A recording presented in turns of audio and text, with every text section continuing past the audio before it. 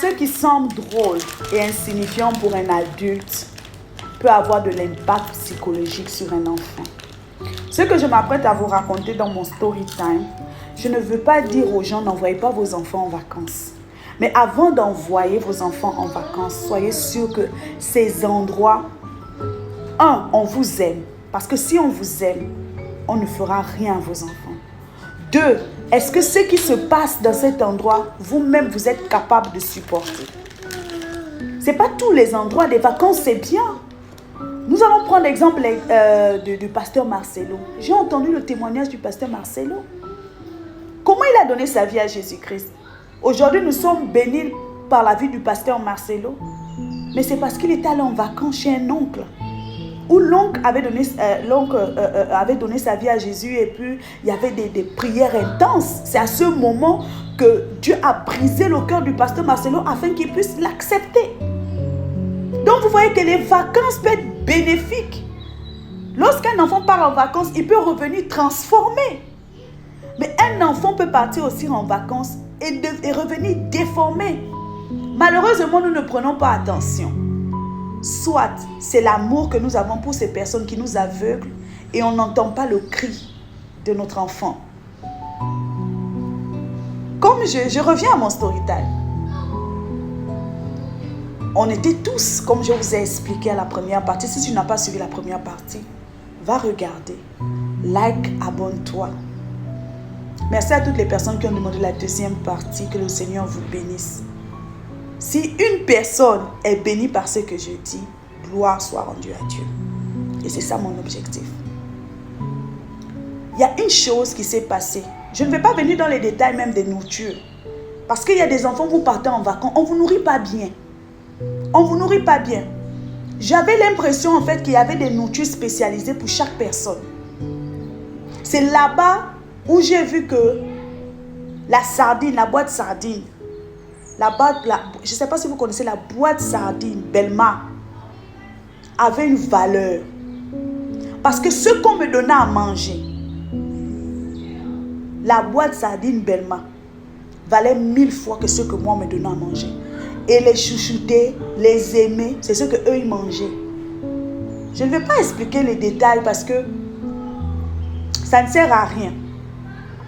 Mais écoutez bien le message. Mais il y a un événement qui s'est passé. Avant d'arriver là-bas, lorsque je restais avec mes parents, j'avais ma chambre, mon lit. Donc, je dormais seule. Je n'avais jamais eu ce truc de dormir 4 sur un même lit, 5 sur un même lit. Ou bien non, je dormais seule. Et c'est resté en fait. Donc, quand je mets mon bras comme ça, je ne sais pas qu'il y a quelqu'un qui est là. Lorsque je balance mon pied là-bas, je ne connais pas qu'il y a quelqu'un qui est là. Non, parce que j'étais une petite fille. Et ce jour, je me rappelle cette nuit. Une nuit sombre, je ne peux jamais oublier ça. J'étais profondément endormie. Mais il y avait la lumière sur mes yeux. Donc tu es endormi, mais une lumière qui t'appelle sous mes yeux. Je dis non, je vais dormir, je vais continuer à dormir, mais la lumière insiste. Et quand j'ouvre mes yeux, dans la chambre où je dormais, on dormait sur le lit là avec peut-être 4 ou 5 personnes. 4 ou 5, on était nombreux. Lorsque j'ouvre mes yeux, je regarde tout autour de moi. Les gens m'ont entouré. Avec des lampes torches. Parce que à cette époque, on mettait le groupe électrogène. C'est le village, hein. On mettait le groupe électrogène à une certaine heure, ils arrêtaient. Et puis, c'était les lampes torches qu'on utilisait. Et je regarde tout autour de moi, les vieux, les vieilles, les grands-parents, les cousins. En fait, tout le monde m'avait entouré, en train de m'éclairer. Donc, pendant que je pensais que j'étais endormie, et je dormais avec ma paix comme une jeune petite fille, ils étaient là en train de me regarder. Pourquoi? Parce que quelqu'un qui dormait avec moi, qui était chouchouté, est allé dire que je dors mal, que je ne me tiens pas en position, je balance les bras, je machin. Vous êtes d'accord avec moi que tout le monde ne dort pas de la même façon? Parfois, il y a des personnes, quand ils dorment une position, ils restent là jusqu'au matin. Il y a d'autres, tu le laisses là, cette position, tu le retrouves, il est là-bas. Nous sommes tous différents. En quoi ça avait aussi... je ne sais même pas comment expliquer en fait. Donc, la personne est allée dire que je dors mal, et c'est comme ça, je vois tout le monde. On me gronde, on m'insulte, on me traite de... Je ne peux pas dire des mots. Une petite fille. Avec les torches, ça rigole là-bas, ça m'insulte, ça crie là-bas. Comme si j'avais fait quelque chose de... Je ne sais pas même comment expliquer. Mais je peux expliquer le feeling que j'ai eu à ce jour-là.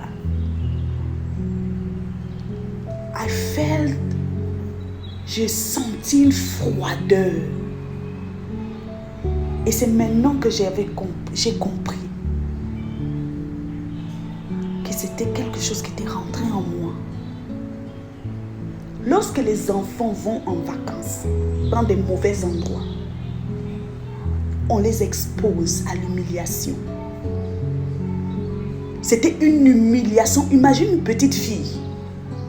Et tu dors, tu es là avec ton petit bikini, là tu dors, avec ton petit haut, tu dors, et tu te réveilles, beaucoup de gens t'ont entouré. Imaginez.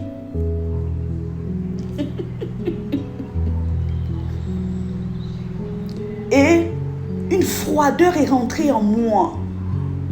À ce jour-là, dès ce jour-là, je n'étais plus la même personne. Une transaction s'était faite, quelque chose s'était fait.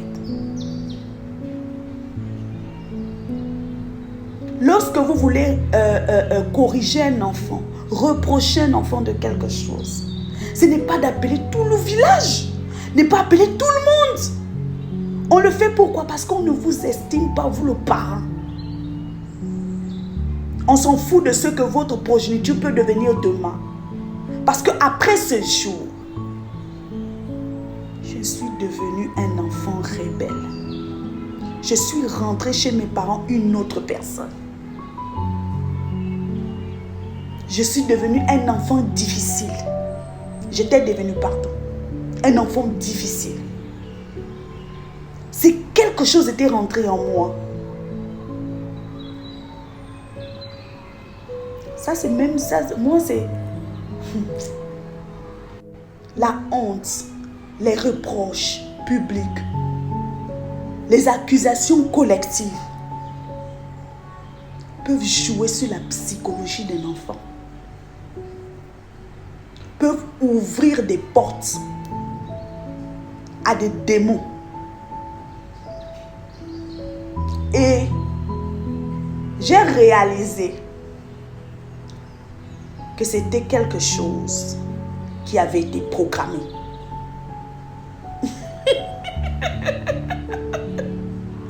Quelque chose qui avait été programmé. Je m'adresse à toi qui m'écoutes. Il y a des choses qui sont arrivées dans ta vie. Et tu te dis que c'était un hasard. Non, c'est parce qu'il y a des gens qui voulaient soit t'exposer à quelque chose de mauvais, soit faire entrer en toi quelque chose de mauvais. Et il fallait passer par ces choses-là. Ce n'était pas quelque chose de hasard. Comme dit quelqu'un, si toi-même tu n'as pas l'autel, tu seras le sacrifice sur l'autel des gens. Donc si toi, parent, tu n'as pas d'autel, tes enfants seront les sacrifices sur les autels des gens. Et mes parents étaient jeunes. Ils ne connaissaient même pas Jésus. Et c'est ça qui a facilité aussi ma guérison. Parce que tu n'accuses pas les gens qui ont fait ça, Et tu dis, mais comment vous pouvez aller me déposer dans cet endroit? L'ignorance. Ce n'est pas parce que tu ne sais pas que le feu brûle que quand tu vas toucher le feu ne va pas te brûler. Il va bien te brûler. Ou le courant. Tu vas aller toucher le courant avec l'eau. Ce n'est pas parce que tu ne sais pas que ça va te faire. Mais le Seigneur. Et il y a beaucoup de personnes qui ont des histoires même plus. Ça, c'est une histoire. Ça, c'est un événement. Si vous voulez une partie 3, déposez, écrivez, on veut la partie 3. Ne jouez pas avec la sensibilité de vos enfants. Chaque enfant est différent. Il y a des enfants, tu les envoies quelque part, eux, on leur fait quoi? Ils sont là. Il y a d'autres là. Parfois, toi-même, tu ne connais même pas la destinée de ton enfant. Mais certaines personnes se savent. Certaines personnes, ou même que tu vas déposer tes enfants là, ils savent leur destinée. Il y a des personnes qu'on vous combat pour que vous restez comme ça, pour que vous ayez déposer vos enfants là-bas, pour qu'on vole les étoiles.